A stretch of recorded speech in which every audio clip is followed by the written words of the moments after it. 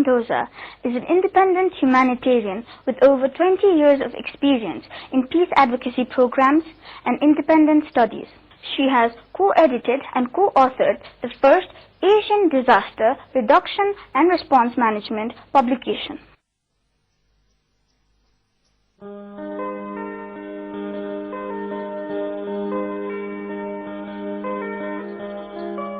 I first would like to explain that the Asian Disaster Response and Reduction Network is a coalition of many NGOs in Asia.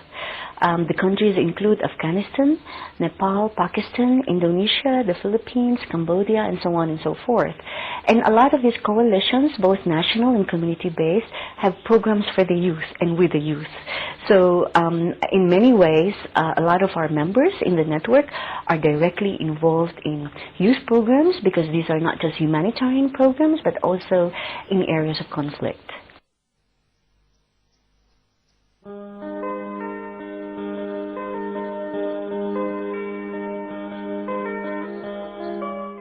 I was a humanitarian volunteer since 2007.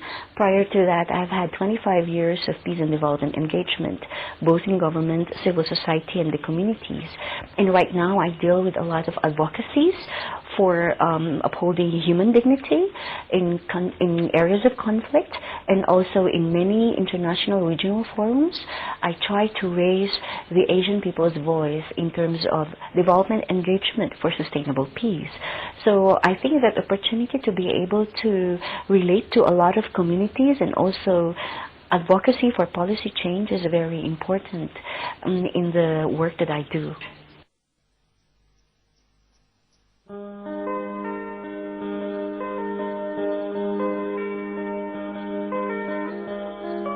At the time when I had to shift to sociology, it was at the time of the transition from a martial law dictatorship to democracy in my country. So if you have heard the People Power Nonviolent Revolution, I was part of it in 1996, and henceforth it was a lot of youth in my country. I was a youth then. My own sister became a community government leader in my village.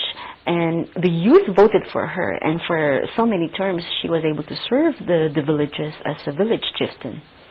And that was very important for us. The youth needed inspiration. From a martial law dictatorship to democracy, we all wanted to do something good for our country.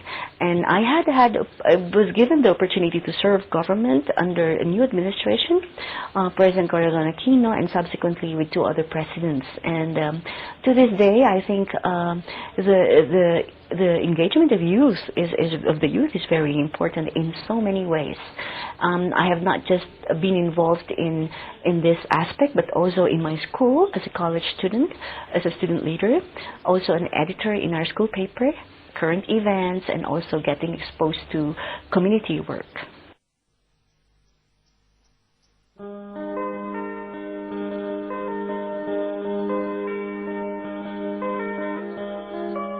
There are many ways. Wherever we find ourselves as a youth, we can engage in school, current events, awareness raising, and also volunteering for non-youth, for out-of-school youth. For the people who have had no opportunities to go to school, we can do voluntary training programs for them. We can also engage in many social activities that will promote productive activities for them, because there are so many distractions now for the youth, and it is important that they have a specific focus and are able to do something productive for their community. Support also for scholarship programs so that we can continue to support a new breed of leaders for good governance.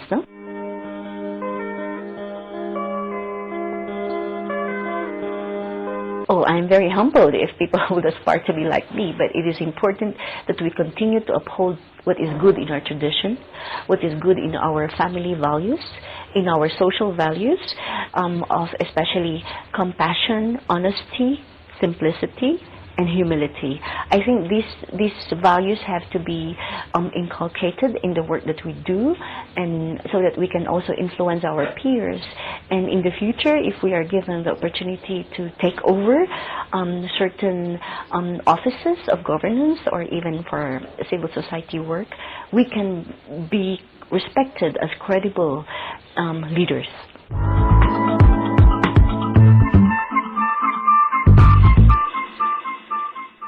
Dr. Dacre is the Deputy Director for the John B. Kropp Institute for Peace and Justice. She directs the IPJ Women Peacemakers program and has been to various parts of the world like Central America, Africa, and Asia in conflict areas to solve their problems.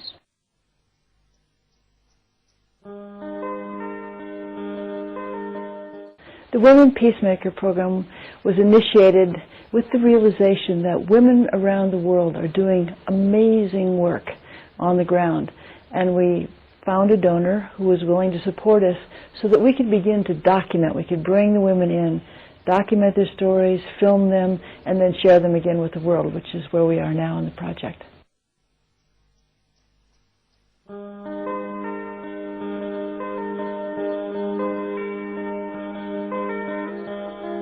I was very fortunate. Much of the early 1990s, I was going back and forth to Uganda and working with women there, and they were very instrumental at that time in creating a group of people around the country who were aware of the importance of writing a constitution.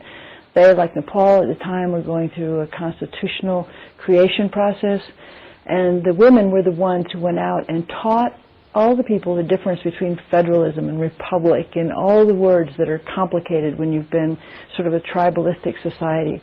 And it was a very important time when people began to talk about Uganda. They'd say, I'm a Ugandan, instead of I'm a Luo, I'm a whatever. They really identified with their country. And watching how the women made that happen for them was very, very important, because they came up with a very good constitution. It's got some leadership problems, but the constitution is an excellent constitution.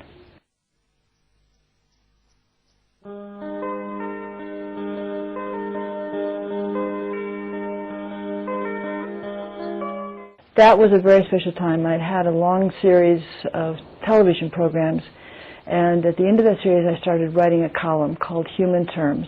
And I was lucky enough to go to countries, for example, like Turkey. And Turkey at that time, when I went there to tell the story, happened to have a woman prime minister, the first in an Islamic situation. And Tansu Çiller was her name, and she was really quite open and surprising.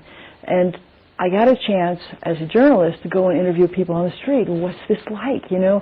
They were totally shocked. They were totally unprepared, first of all, that a woman could take that position, but also the idea that they could, in the future, they thought at the time, you know, be much more engaged in the political process and to take a role. And so I had a chance to interview a lot of young people and people just literally sitting on the sides of the road. So as a journalist, I got a sense of the importance of the grassroots awareness of what's going on in their world. And I could share that in my column.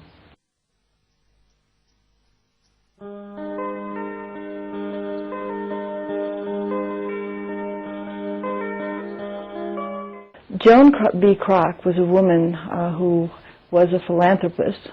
She was a widow of a very rich gentleman, the McDonald Hamburgers Corporation. And she actually gave the money to the University of San Diego to create the Institute for Peace and Justice. And the idea of the Institute is that we will not only work with peace building and working with negotiations with top leaders or whoever needs to be brought to the table, but we'll also do the justice work, the human rights work. That means that civil society has to be brought into the process. The people who are victimized so often are not otherwise heard. So that's the point of the Institute. And we have many projects, Women Peacemakers being one of them. Another one is Nepal Peace Initiative. I've been coming here now for 10 years, and it has been my privilege to meet with people from all levels of society and share some ideas about negotiation and how you do it, or other areas that might be important in democratic processes. And for the future, I hope to continue, and of course, getting other people who are engaged here in Nepal We don't keep an office on the ground. We live in San Diego. Everybody we work with are local Nepalis. It's their job. It's your job to decide what you want to do. We just provide some skills. We'll continue to do that. We're expanding the Women Peacemakers program, so we have a regional network here in Asia and other continents where we have other women peacemakers. We work in Guatemala. We work in teaching law and documentation of cases of civil rights abuse in Western Africa. So there's a lot of different things going on.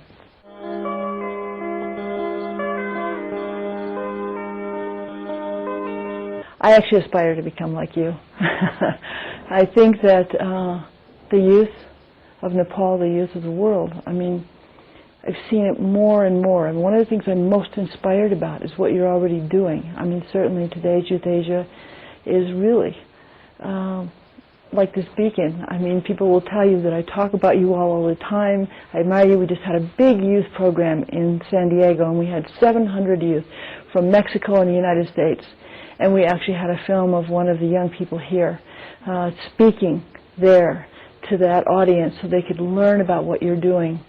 But it's also the young people there and everywhere that have to make this change and this transition. And it can't just be anger at everything. It's got to be, how do you solve it? What do you do with it?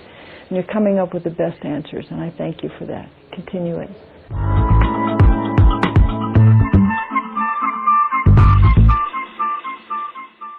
With this, we come to the end of today's show. For feedbacks, comments, and information, contact us at mnpgtv@gmail.com. Thank you.